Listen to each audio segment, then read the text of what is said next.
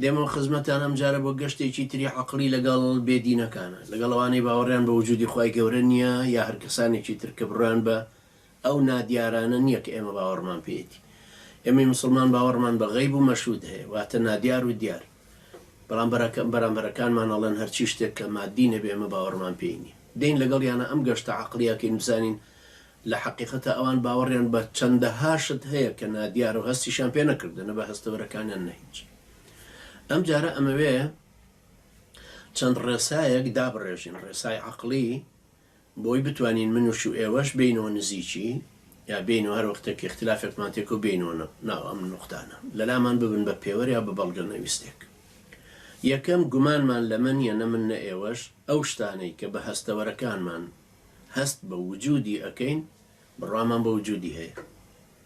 چونکە هەندێک لە فەیلسوفە غەربیەکان ئەڵێن وجود خۆی وەهمیە، یعنی ئەم وجودەی ئێمە تیاژین شتێکی خەیاڵی. من دەستم لەسەر ئەم مێزە یعنی شتێکی خەیاڵیە، جنا مێزەکە وجودی نیە. ئەوە تەبەن بە هەر حاڵ یعنی ڕێیەکی زۆر تا ڕادەیەک سووک و سەخیفە، جنا یعنی ئینسان و وجودی خۆی وجودە. يعني دێکارتە یۆن بیرەکەمەوە کەوابوو من هەم مجرد بیرکردنەوەکەی دلیلە لەسەر هەبوونی یخۆ خۆی وجودی هەیە بۆیە بیرەکات. ئەگەر مردوو باە و لەژێر ئەرزا بواە هەر بیریشی ناکرد. باشێ مەش بە هەمان شێوەڵێن ئەمە قەڵەم، ئەمە دارەمە بەردەمە سیارێ، ئەمە فڕۆکێ، ئەمە بەلەمە، ئەمە جوگرافیای، ئەمە خەریتێکە، ئەمە کتێبێکە، ئەمە وجودە، ئەم شتانەیە کە هەیە، ئەمە هەوایە، ئەمە ئاو، ئەمە جاذبێتە. ئەنجاشڵێن ئەمە عەقڵە. چۆن ئەمانەمانزانی بە هەستەوەرەکانمان؟ من دەست لە شتێکە دەمەڵم بەڵێ ئەمە وجودی هەیە و زبرە، ئەمەی تر لووسە، ئەمە گەرمە، ئەمە سار دەکەوە بووە دەست لێدانەکانم ئەزانم حەجمی چۆنە، شێوانەی چۆنە، سیفەتەکانی چۆن، وجودیشی بەوە ئەزانم. ئەنجا بەرچاوم ئەبینم منم کامیرای بین و لەم کامێرەوە ئێوە نابین، بەڵام ئێوە لەم کامێر لە تەلەڤیزیۆنەکەتان و یا لە شاشەی کۆمپیوتەرەکە من نەبینن. وجودی کۆمپیوتەر و شاشەکە وجودە، تۆ لێو شۆ من نەبینی، منیش وجودم هەیە.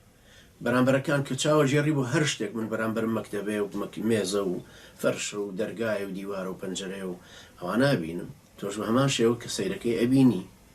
ئەم بینینانە هەمووی لە مێشکە خەز نەبن. مێشک تەسەور ناکەی، بە هیچ شێوە تەسەور ناکەی چەند زەخم و گەورە و مهمە. مێشک 2 کیلۆ بێت تقریبا، بەڵام لە چرکەیەکە 2 ملیۆن زانیاری خەزنەکە، 2 ملیۆن.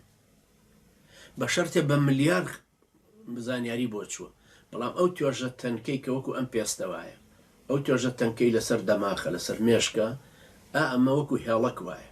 زانیارەکانی هەمووی بۆ دێ، هەمووی خەزن ناکە، هەمووی هەندێکیان فرێداتە دەرەوە، ئەوانی ترەباتە ناوە.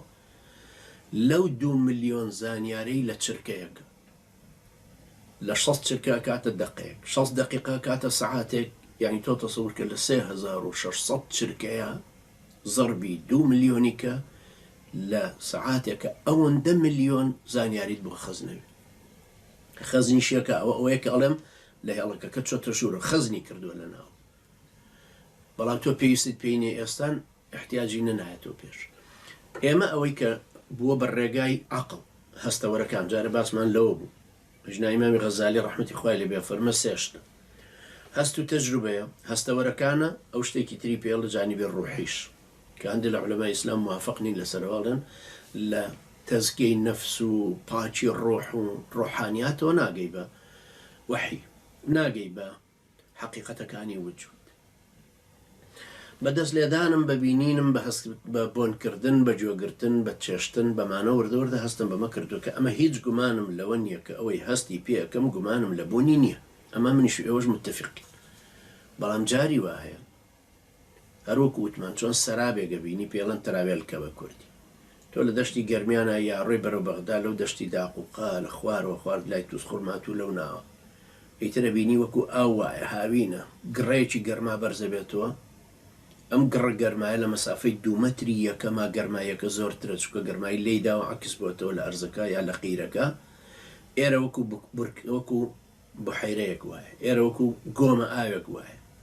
سیارەکەش کە دێ لەو لاوە لە بەرامبەرتەوە وازانی سیارەکە نقمی ئاوەکە ئەبێ و ئاوە هەڵەسێ سەرەکەوێتەوە و دێتەوە سەرەوە. بەڵام تۆ کە ڕێگەیتە شوێنی سیارەکەی ئەوسا هیچە بینی، هیچی لێنەوە سەرابە. ئەقڵ لە یەکەم جارە ئەگەر مناڵێکی یەکەم جار سەراب ببینێ ئەزانەکە ئاوە، وا ئەزانێ ئاوە. بەڵام من و تۆ بۆی شەرحەکەین ئەڵێن ناوە ئاو نییە، چونکە من و تۆ بە ئەزمون بینیومانە کەوا بوو هەست و تەجروبە ئەومان بۆ ڕوونەکات و عەقڵ ئەم جارە احتیمادی کردە سەر هەست و تەجروبە کە ئەوەی بینیوەتی ئاو نییە. وتمان کلچی بێڵەکە لە حەوزەکەیە بە شکاوی دیارە ئاوە، ئاوە خواروەتەوە شکاوە. مناڵەکە یەکەم جارێ بینێ ڕاکاتەوە بە باوگە جوتیارەکە ئەڵێ وەڵام بێڵەکە شکاوە، کلچی بێڵەکە شکاوە. ئەڵێ لەکوێ بێڵەکە؟ ئەڵێ لە ناو حەوزەکەی. ئەڵێ نا کوڕم نەشکاوە، هەروای بینین.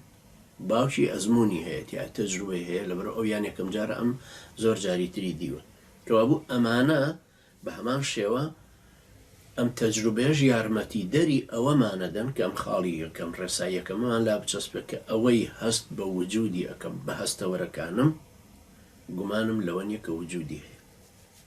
ئەوەش تەڵان کەیتر ئەوانی تریشکەوەکوتم بە تەجروبە بۆمان ڕوون بووە. ئەنجا ئەوەش کە بە هەڵە لێ تێگەیشت بووین لە دوورەوە یان ئەو گەرمای حتا دەست لێدانەکە ئەوەی کە دەستی لێدەی و گەرما بە هاوین لە زستانە هەمان دەرەجەی حرارەتە، بەڵام تۆ ئەوەندە گەرم هەستی پێ ناکەی کەوا بوو وەلەو سێڵەکانی لەشی خۆت هەمووی ئەوانی کە هەستەوەرەکان عەسەبەکان هەمووی نەقلێکن بۆ مێشک، وەلەو ئەم ئاسنەی کە دەست لێدا لە هاوینا دەرەجە حرارەتەکەی بۆ نمونە ئەوەندە بوو بڵێن 35 هەر ئەو 35شە لە زستانە، بەڵام کاریگەری دەوروبەرەکە و پێست و ئەوانە هەستی پێ ناکاتەوە کە وەکو 35کە وەکو ئەوسە. و هەروە ئەمانە هەندێک لەمەش وەکو خیداع البەسەرە.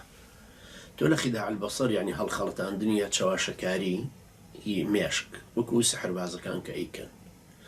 یەکێک هاتووە کڵاوەکەی داگرێ پیشانمانەدا ئاو کڵاوەکە هیچی تیان نییە، دەمیەکاتەوە هیچی تیان کلینێکسێک هەڵەگرەی کاتە ئێرەوە کاتە قۆڵیەوە دوای ئاواکان لە دەمیەوە کلینێکسەکە دێنێتە دەرێ 1 2 3 4 5 کڵاوکی بە بەتاڵی پیشانداین دوای ئاوای لێکا و 2 جاری وا لێکا و کەروێشکە گەهێنێتە دەرەوە. لە حەقیقەتی شاوان نییە، ئەمە خیداع البەسەرەکەیت یا یەکێکی کە خۆیە بڕێتەوە یا یەکێکی کا بڕێتەوە دوای نیوەی لاشەکە دێتە ئەمبەر نیوەکەی تریشی ئەم نیوەی بە لە پشتێنەوە بەرە خوارە ڕوە ئەوی تریشی سەیریەکە. بەڵام ئەمە خۆ لە حەقیقەت ئەوانین، ئەمە لەسەر جادەکانە کردن لەم ئەوروپایە یا لە ئەمریکای لاتینی و ئەمریکاکانی تر ئەبینی لەوێ ئەکرێ، بەڵام خۆمە حەقیقەت نییە چونکە پۆلیس ڕێگانەدا قانون ڕێگانەدا یەکێک ببڕنەوە بیکوژن بۆ ئەم تەجروبە کەوا بوو دیارە ئەمانەش هەمووی کە سحرکردنن یا چاواشەکردن یا خیداع العەقڵن. ئەمە باوەڕمان بەمانەش هەیە کە ڕاست نین، یعنی هەر هەستەوەرەکان خۆیان نین، ئەوانەی کە یارمەتی هەستەوەرەکان ژدەن ئەمە ڕێساییەکەممان بێت.